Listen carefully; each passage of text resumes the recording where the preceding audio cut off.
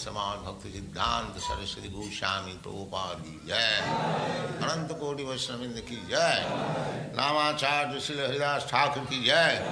प्रेम से कहो श्री कृष्ण चैतन्य प्रभु नित्यानंद से अद्वैत गदाधर शिवास आदि गौर भक्तवृंद की जय। श्री श्री राधा कृष्ण गो गोपीनाथ श्याम कुंड राधा कुंड गिरिवर्धन की जय, वृंदावन धाम की जय, नवद्वीप धाम की जय, स्वामी तो भक्तवृंद की जय, गंगा माई की जय, जमुना माई की जय, तुलसी देवी की जय, भक्ति देवी की जय, स्वामी तो भक्तवृंद की जय। All glories to the assembled Lord. All glories to the assembled Lord. Thank you very much.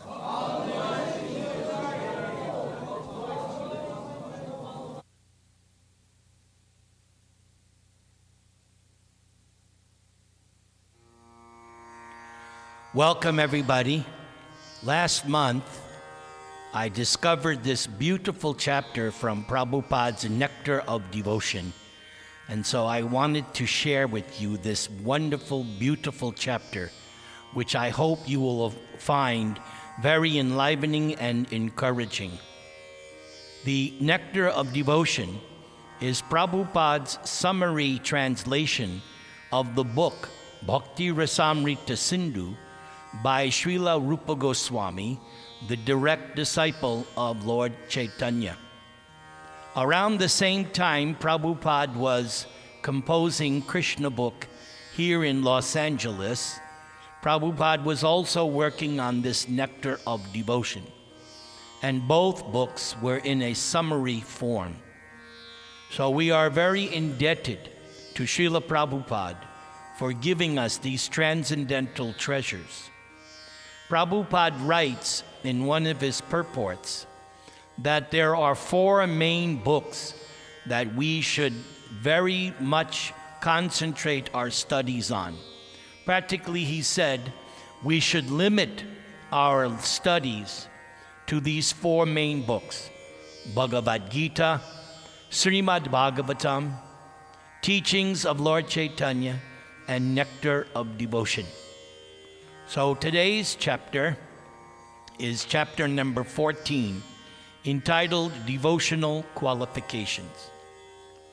Om Namo Bhagavate Vasudevaya. Om Namo Bhagavate Vasudevaya. Om Namo Bhagavate Vasudevaya. Some scholars recommend that knowledge and renunciation are important factors for elevating oneself to devotional service. But actually, that is not a fact. Actually, the cultivation of knowledge or renunciation, which are favorable for achieving a footing in Krishna consciousness, may be accepted in the beginning, but ultimately they may also come to be rejected, for devotional service is dependent on nothing other than the sentiment or desire for such service. It requires nothing more than sincerity. So this is a big statement. I'm going to repeat it because even for myself, I want this sentence to be ever within my heart. For devotional service is dependent on nothing other than the sentiment or desire for such service. It requires nothing more than sincerity. It is the opinion of expert devotees that mental speculation and the artificial austerities of yoga practice may be favorable for becoming liberated from the material contamination, but they will also make one's heart harder and harder. They will not help at all in the progress of devotional service. These processes are therefore not favorable for entering into the transcendental loving service of the Lord. Actually, Krishna consciousness, devotional service itself, is the only way of advancing in devotional life. So here, this is another point. Prabhupada terms Krishna consciousness and devotional service to be synonymous. If you want to be Krishna conscious, then you have to be engaged in one or more of the items of devotional service, which we are doing right now, hearing and chanting. Devotional service is absolute. It is both the cause and the effect. The Supreme Personality of Godhead is the cause and effect of all that be.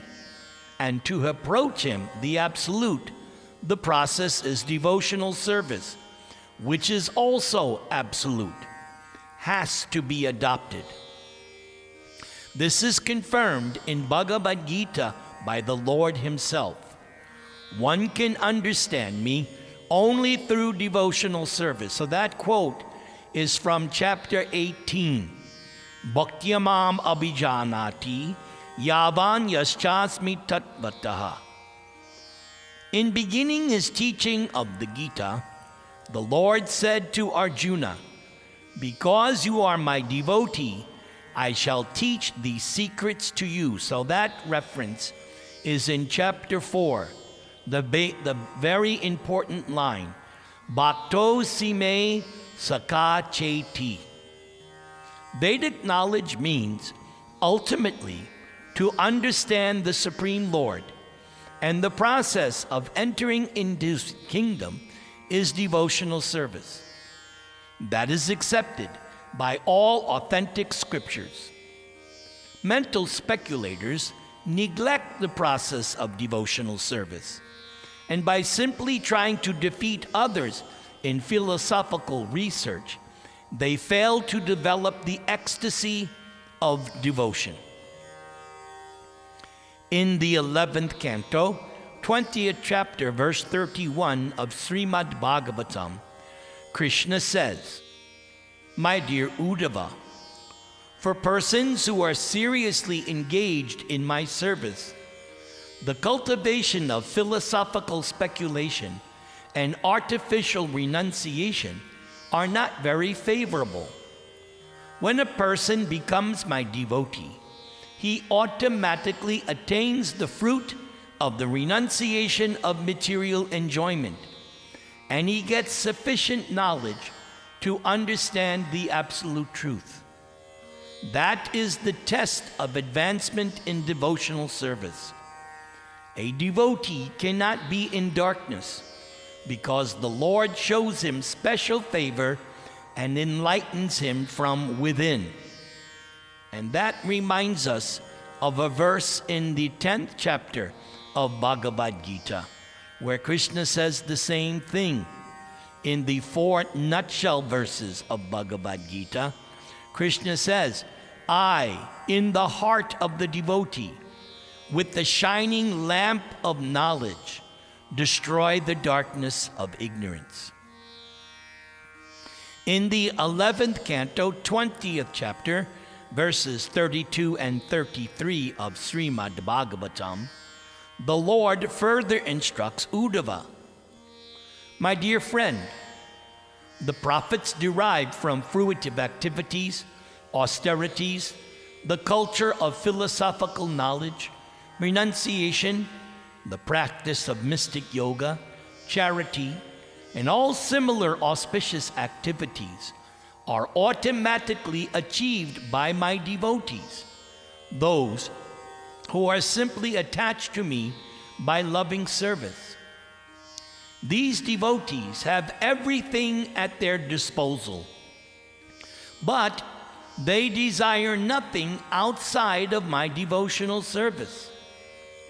If ever a devotee should desire some material profit, like promotion to the heavenly planets, or some spiritual profit to go to the Vaikunthas, by my causeless mercy, his desires are very easily fulfilled. So in this statement that Krishna told Uddhava, that the profits derived from fruitive activities, etc., is achieved by the devotees, the same thing is stated in the final verse of chapter 8 in Bhagavad Gita. If you look up that verse, it has the same purport, that if you engage in Krishna consciousness, you will get all the benefits of fruitive activities, austerities, philosophical knowledge, renunciation, mystic yoga, charity, everything. So devotional service entails everything. Actually, a person who is developing Krishna consciousness and still has some attachment to material enjoyment will soon be freed from such a tendency by regularly discharging devotional service under the instruction of a bona fide spiritual master. And if you study Prabhupada's books, you know that he repeats and emphasizes this time and time again, that devotional service has to be under the guidance of a spiritual master. Srila Rupa Goswami then recommends that one should not be attached to material sense enjoyment, but should accept everything enjoyable which is in relationship to Krishna. For example, eating is necessary, and one wants some palatable dishes to satisfy the sense of taste. So in that case, for the satisfaction of Krishna, rather than for the satisfaction of the tongue, some palatable dishes may be prepared and offered to Krishna. Then it is renunciation. So let the palatable dishes be prepared, but unless they are offered to Krishna, one should not accept them for eating. This vow of rejecting anything which is not offered to Krishna is actually renunciation. And by such renunciation, one is able to satisfy the demands of the senses. So this topic of renunciation is explained in chapter 18 of Bhagavad Gita, in the first half of that chapter, if you would like to study more on that topic. The impersonalists who try to avoid everything material may undergo severe austerities, but they miss the opportunity of being engaged in the service of the Lord. Thus, their renunciation is not sufficient for perfection. And that is also mentioned in 3rd chapter of Bhagavad Gita. Same idea is there. There are many instances where, following such artificial renunciation, without any contact with devotional service, the impersonalist again fell down and became attracted to material contamination. There are many supposed renouncers, even at the present moment, who officially become sannyasis or renouncers and outwardly claim that spiritual existence is truth and material existence untruth. In this way, artificially, they make a show of renunciation of the material world. However, because they cannot reach the point of devotional service, they fail to achieve the goal, and they again come back to material activities, such as philanthropic work and political agitation. There are many examples of so-called sannyasis who gave up the world as untruth, but again came to the material world because they were not seeking their real repose at the lotus feet of the Lord. So this topic here is something Prabhupada mentions many times in his purports. And the most famous quote is in the 10th canto, when the demigods appear to Mother Devaki invisibly in her room. She is pregnant with Krishna, and they come to offer prayers. So one of their prayers is exactly on this point, that unless one takes shelter of the lotus feet of the Lord, then even if one has become liberated, eventually one will fall down. One should not give up anything which can be utilized in the service of the Lord. That is the secret of devotional service.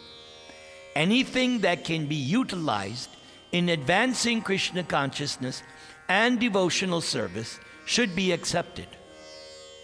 For instance, we are using many machines for the advancement of our present Krishna consciousness movement.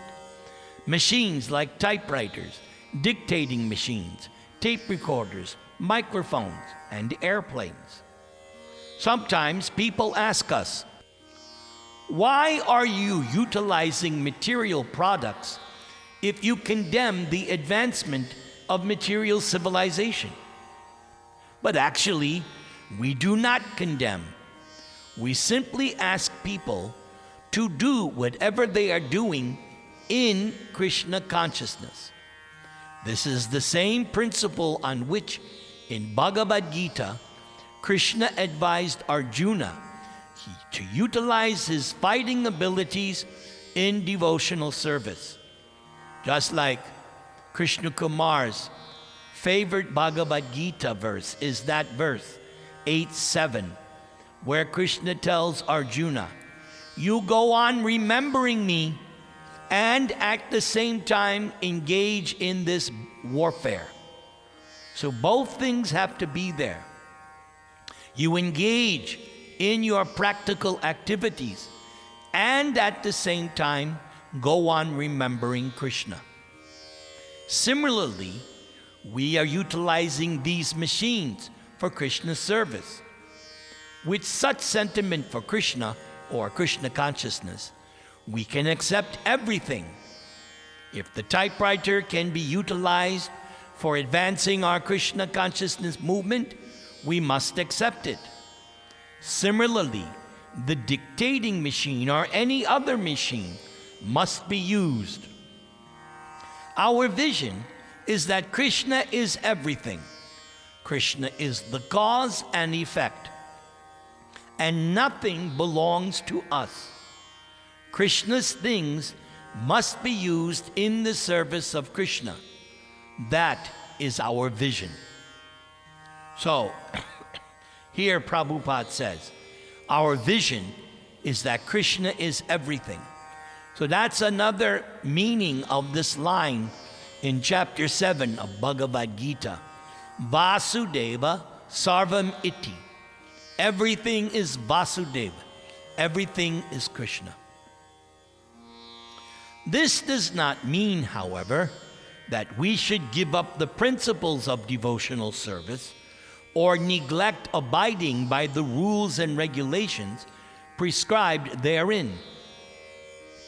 In the neophyte stage of devotion, one must follow all the principles regulated by the authority of the spiritual master.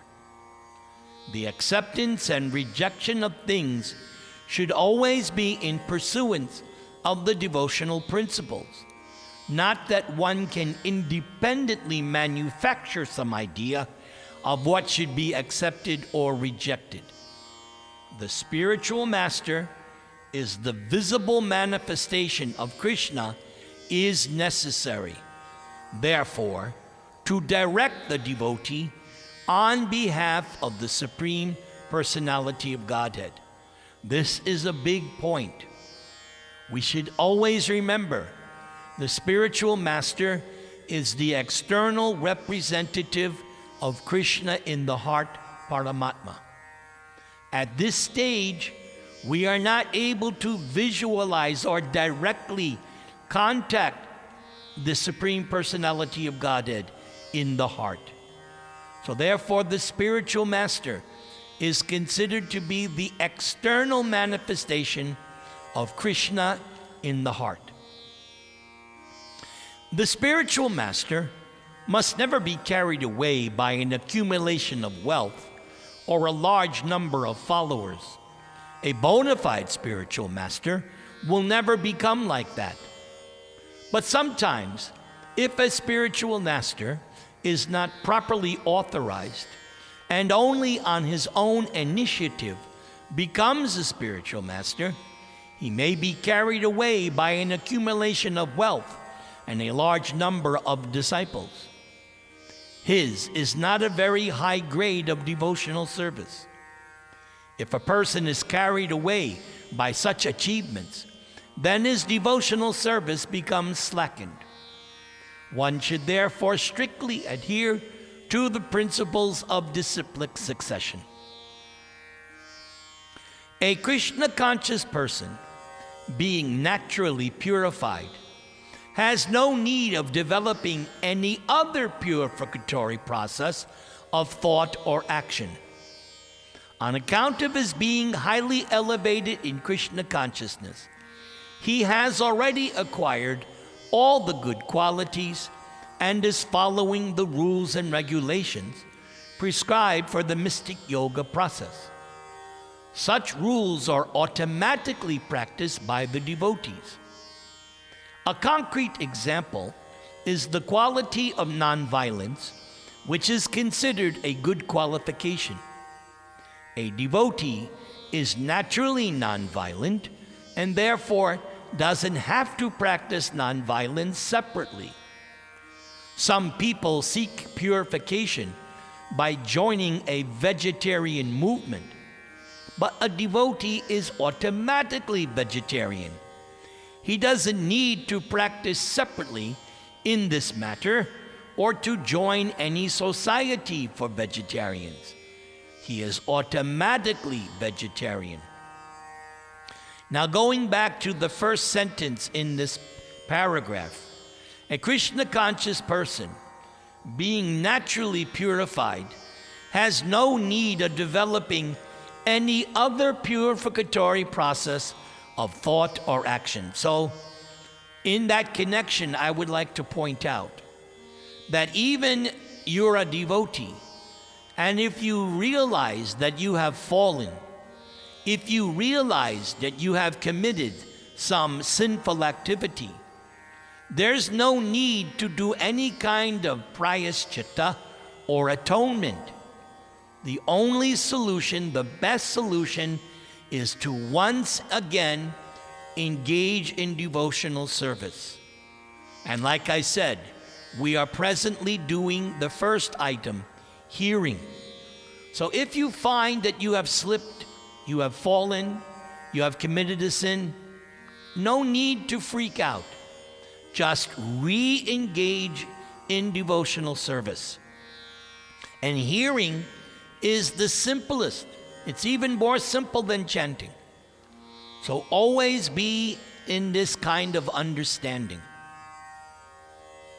In this connection, there is a story in the Skanda Purana about a hunter who was converted into a great devotee under the instruction of Narada Muni. When the hunter became a perfect devotee, he was not prepared to kill even an ant.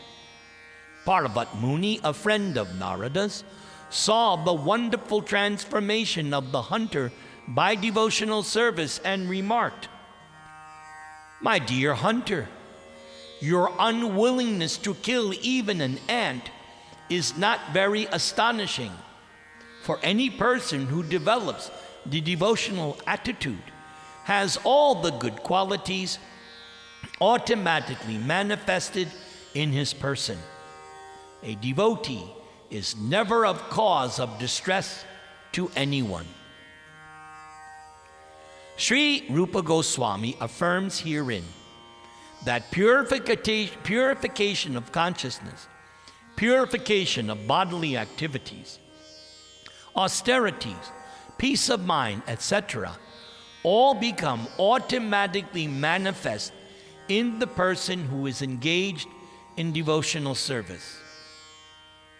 Sri Rupa Goswami affirms herein that there are 9 different kinds of devotional service, which are listed as hearing, chanting, remembering, serving, worshiping the deity in the temple or at home, praying, carrying out orders, serving Krishna as a friend, and sacrificing everything for him.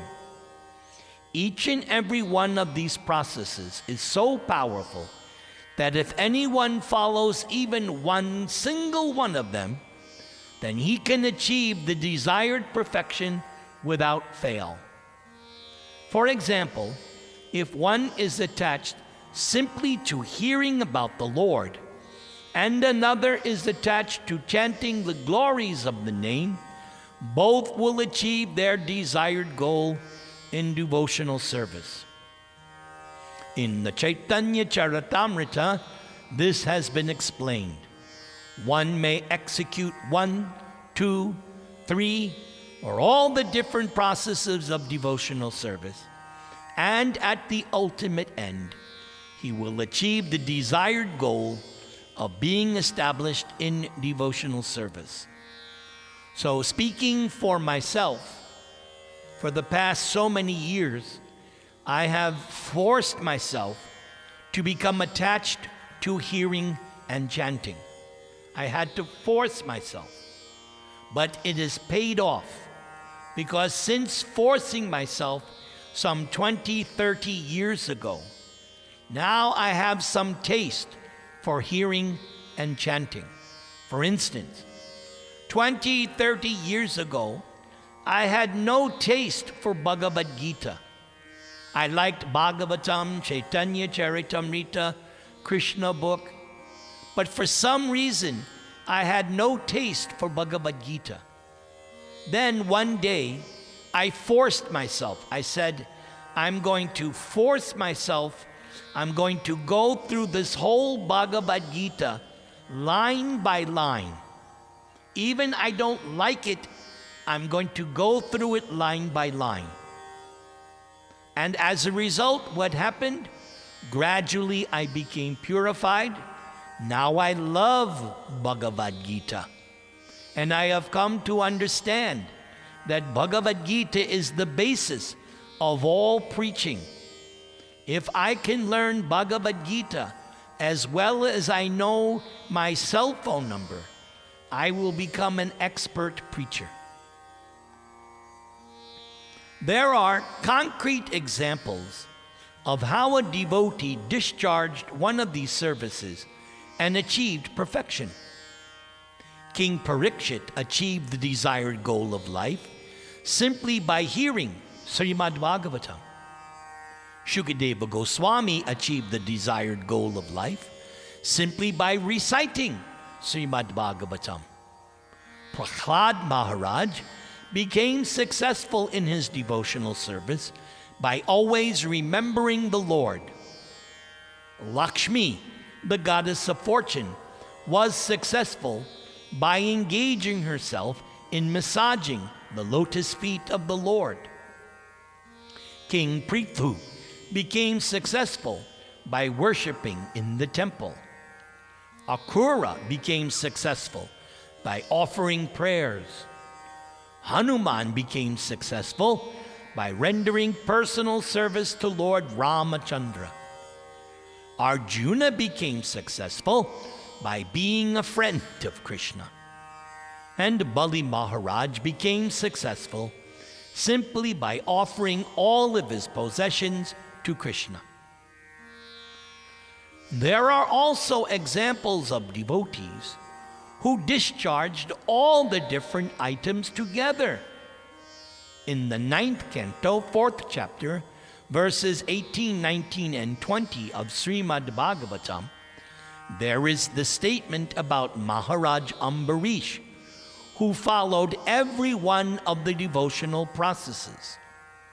In these verses, Shukadeva Goswami says, King Ambarish first of all concentrated his mind on the lotus feet of Lord Krishna, and then engaged his speech in describing the pastimes and activities of the Lord. He engaged his hands in washing the temple of the Lord. He engaged his ears in hearing of the transcendental glories of the Lord. He engaged his eyes in seeing the beautiful deity in the temple. He engaged his body in associating with the pure devotees of the Lord. For when you associate with someone, you have to sit down together, eat together, etc. And in this way, the touch of your body with his body is inevitable. Ambarish Maharaj made his association only with pure devotees and did not allow his body to be touched by anyone else. Ambarish engaged his nostrils in smelling the flowers and tulsi offered to Krishna, and he engaged his tongue in tasting Krishna Prasad, food prepared specifically for offering to the Lord, the raiments of which are taken by the devotees. Maharaj Ambarish was able to offer very nice prasad to Krishna because he was a king and had no scarcity of finances. He used to offer Krishna the most royal dishes and would then taste the remnants as Krishna Prasad. And there was no scarcity in his royal style because he had a very beautiful temple wherein the deity of the Lord was decorated with costly paraphernalia and offered high-grade food. So everything was available, and his engagement was always completely in Krishna consciousness. The idea is that we should follow in the footsteps of great devotees. If we are unable to execute all the different items of devotional service, we must try to execute at least one of them as exemplified by previous acharyas. If we are engaged in the execution of all the items of devotional service, as was Maharaj Ambarish, then the perfection of devotional service is guaranteed from each one of these items. And with the first complete engagement, one becomes automatically detached from material contamination, and liberation becomes the maidservant of the devotee. This idea is confirmed by Bilvamangala Thakur. If one develops unalloyed devotion to the Lord, liberation will follow the devotee as his maidservant. Srila Rupa Goswami says that the regulative principles of devotional service are sometimes described by authorities as the path of serving the Lord in opulence. Hare Krishna, Krishna Krishna, Hare Hare, Hare Rama, Rama Rama, Hare Hare. So since this chapter mentioned in the beginning and throughout how the only way to contact or reunite with the Lord is by devotional service, for the remainder of this class, we will study the 3 verses in Bhagavad Gita which deal with this topic, that it is only by devotional service one can achieve Krishna. So we'll work backwards. Here is chapter 18, verse 55. Bhaktya mam abhijanati yavan yaschasmi tatvata tato man tatvato gyatva vishate tad anantaram. Synonyms: Bhaktya, by pure devotional service. Mam, me. Of course, the speaker of this verse is Krishna. Abhijanati, one can know. Yavan, as much as. Ya cha asmi, as I am. Tatvata, in truth. Tataha, thereafter. Mam, me. Tatvata, in truth. Gyatva, knowing. Vishate, he enters. Tat anantaram, thereafter. Translation: one can understand me as I am, as the Supreme Personality of Godhead, only by devotional service. And when one is in full consciousness of me by such devotion, he can enter into the kingdom of God. Purport by our spiritual master, A.C. Bhaktivedanta Swami Prabhupada. The Supreme Personality of Godhead, Krishna, and his plenary portions, the word plenary means full, cannot be understood by mental speculation nor by the non-devotees. If anyone wants to understand the Supreme Personality of Godhead, he has to take to the pure devotional service under the guidance of a pure devotee. Otherwise, the truth of the Supreme Personality of Godhead will always be hidden. As already stated in Bhagavad Gita, Naham Prakasha Sarvasya, Krishna is not revealed to everyone.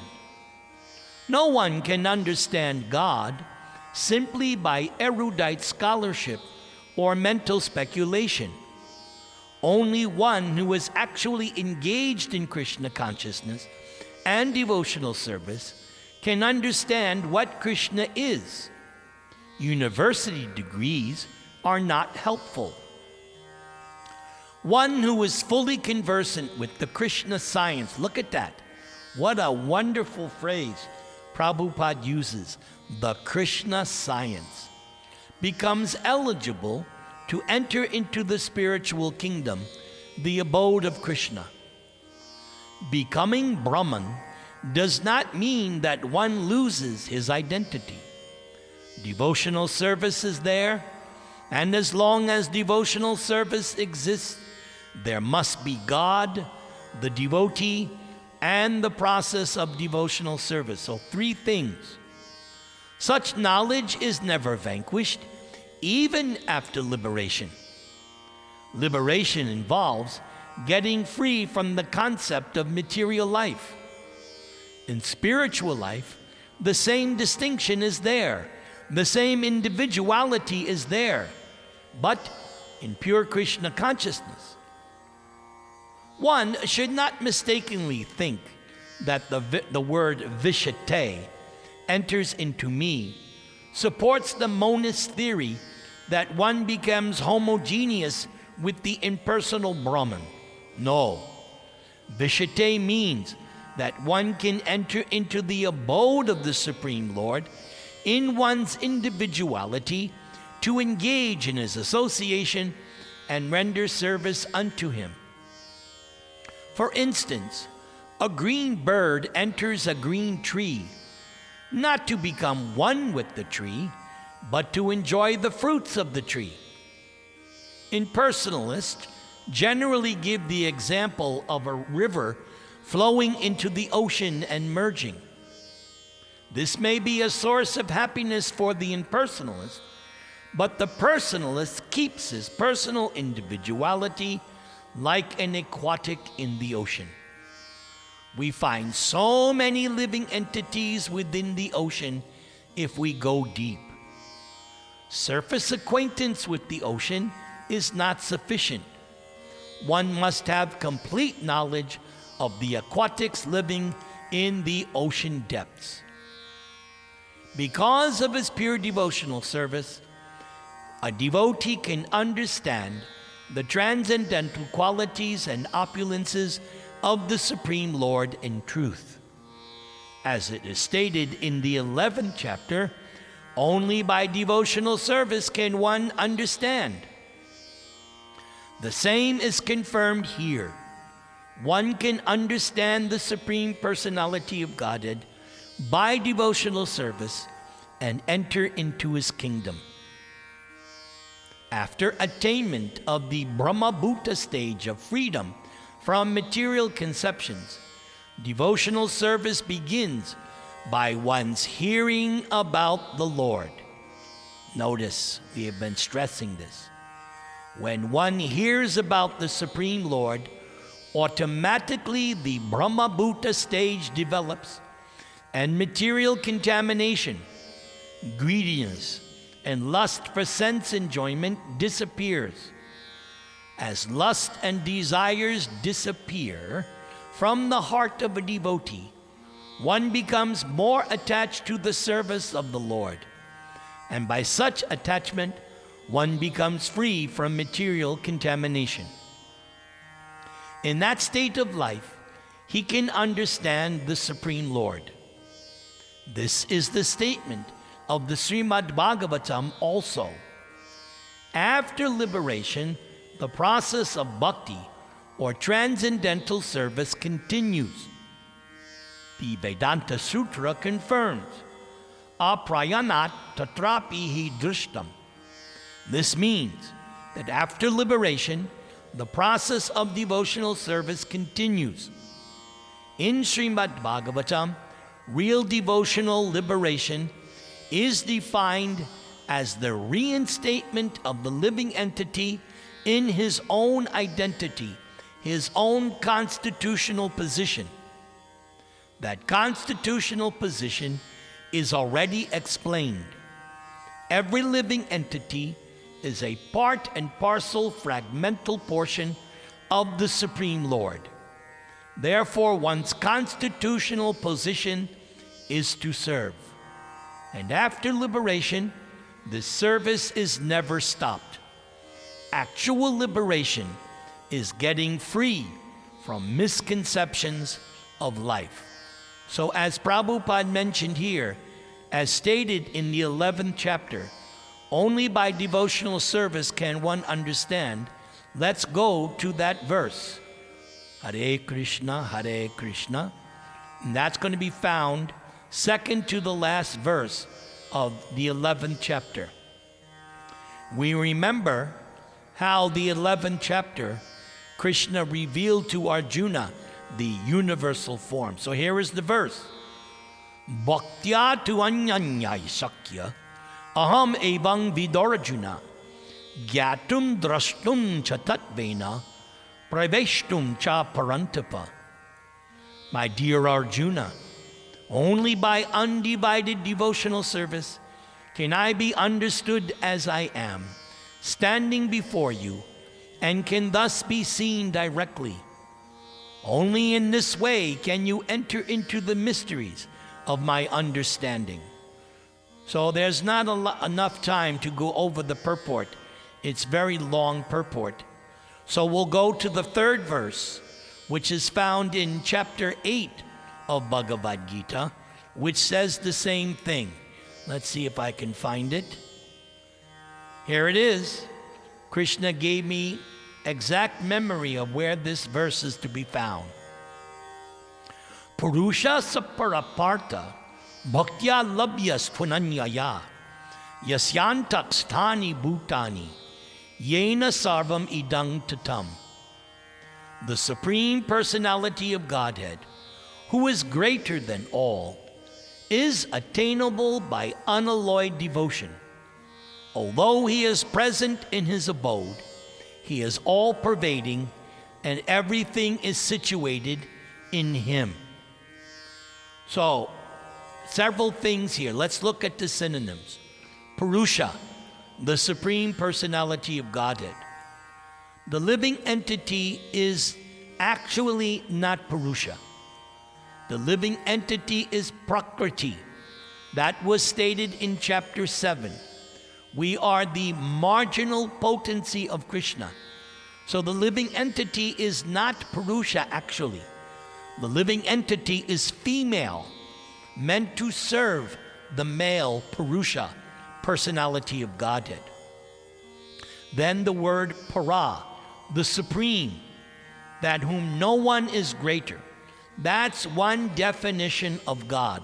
Asam ardva.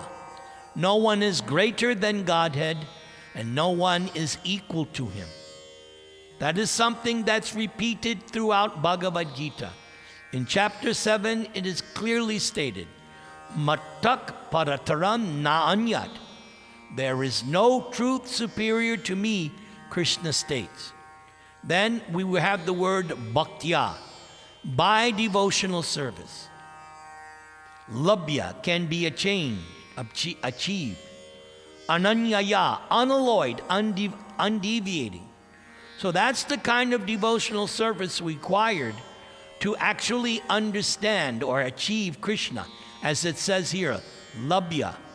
If you want to achieve Krishna's association, then you must come to the stage of ananyaya, unalloyed, undeviating bhaktya. And then the last line, yasyantakstani bhutani yena sarvam idang tatam. One of Krishna's names, actually two names, Vishnu and Vasudeva. Both of those have meanings, which means Krishna is all-pervasive or all-pervading. Both of those names have that connotation. And antakstani, within, yes, at least 5 times, or if not more, Krishna states in Bhagavad Gita that he is within all living entities. And all living entities are within him. That was explained in chapter 9 of Bhagavad Gita. Everything is within him, and Krishna simultaneously is within everyone. Okay, I will end my class here, and after Krishna Kumar sings the Nasringa prayers, I will give blessings to all of you who have your screen showing me your face. Hare Krishna, Krishna Krishna, Hare Hare, Hare Rama, Rama Rama, Hare Hare.